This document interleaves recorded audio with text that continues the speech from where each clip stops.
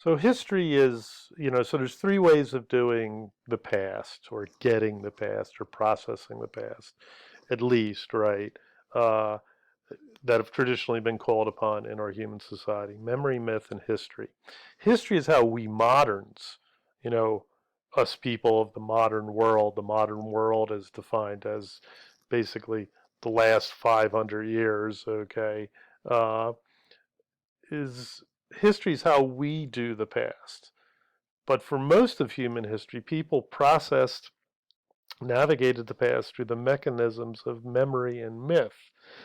Memory privileges experience and is often based on traumatic or ecstatic events, highly emotional, highly personal, subjective events, right?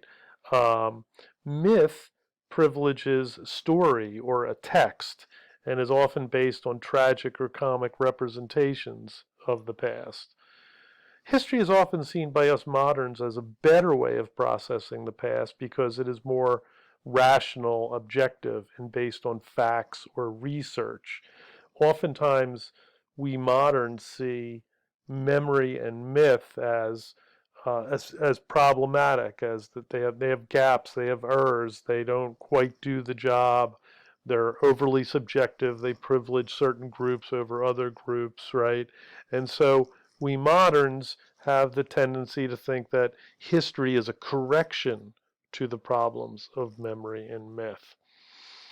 But after some 200 years of doing hardcore history, history comes into its own really in the 19th century. That's when it becomes a discipline.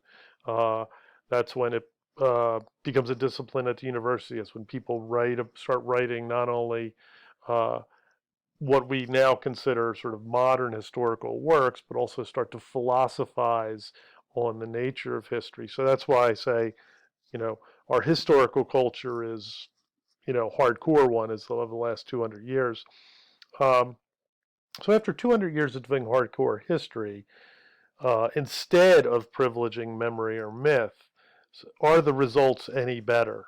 Has our historical culture uh, done a better job of delivering or processing the past? It is a truism that knowing one's past allows us to know our identity better. Well, do we feel that we know ourselves better because we can trace ourselves in a historical way through our genealogies, through our documents, our photos, our textbooks, our history books?